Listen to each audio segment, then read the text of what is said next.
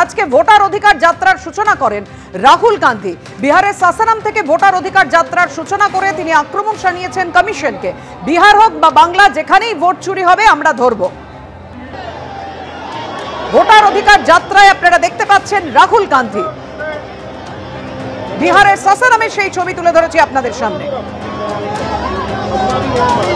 Voter অধিকার যাত্রায় 1300 kilometre পথ সফর করবেন কংগ্রেস সাংসদ।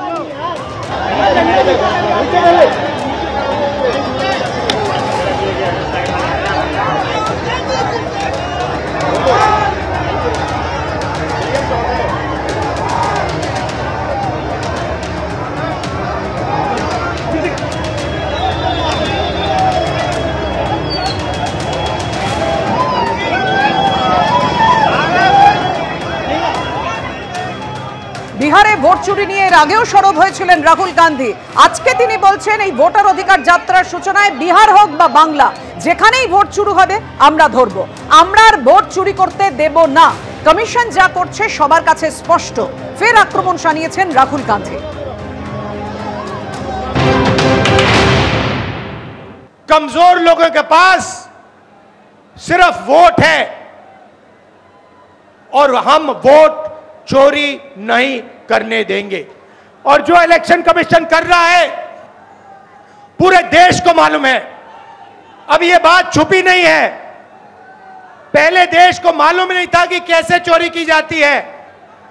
हमने प्रेस कॉन्फ्रेंस में साफ करा दिखा दिया चोरी इलेक्शन कमीशन कैसे कर रहा है, और अब हम ये चोरी नहीं करने देंगे। और जहां भी ये चोरी हो रही है, चाहे बिहार में, चाहे महाराष्ट्र में, चाहे असम में, चाहे बंगाल में, हम इनकी चोरी पकड़कर जनता को दिखाने का काम करने जा रहे हैं।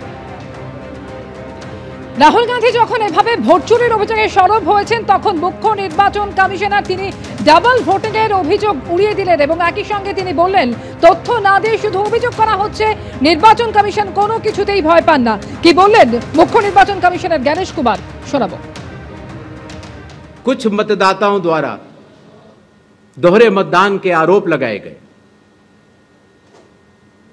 सबूत मांगने पर जवाब नहीं मिला। ऐसे मिथ्या आरोपों से न तो चुनाव आयोग डरता है और न ही कोई मतदाता। जब चुनाव आयोग के कंधे पर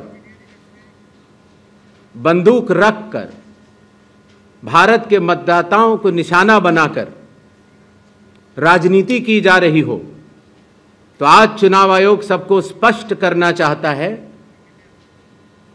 कि चुनाव आयोग निडरता के साथ सभी गरीब, अमीर, बुजुर्ग, महिला, युवा सहित सभी वर्गों और सभी धर्मों के मतदाताओं के साथ बिना किसी भेदभाव के चट्टान की तरह खड़ा था, खड़ा है और खड़ा रहेगा। वो तो क्षमाश्री রাহুল গান্ধী তো ক্ষমাশ্রী উপাধি পেয়েছেন, মুখ্যমন্ত্রী দিয়েছেন ওনাকে, কারণ উনি তো শ্রী দিয়ে ছাড়া কিছু করতে পারেন না। উনি একবার চৌকিদারের জন্য ক্ষমা চাইলেন, একবার সাভারকারের জন্য ক্ষমা চাইলেন, আরেকবার একটা কিছুর জন্য যেন ক্ষমা চেয়ে ফেলেছিলেন। এতবার ক্ষমা চাই আমারও মনে থাকছে না। আবার এটার জন্য কিছুদিনের মধ্যেই ক্ষমা চাই। রাহুল গান্ধীর কথা কংগ্রেসের নেতারাই কোনো সিরিয়াসলি নেয় না। আর পশ্চিমবঙ্গের মানুষ কি মূর্খ, অশিক্ষিত, রাজনৈতিকভাবে অচেতন? এই পশ্চিমবঙ্গে মানুষ বহু ধরনের আন্দোলন দেখেছে, তার থেকে শিক্ষা নিয়েছে।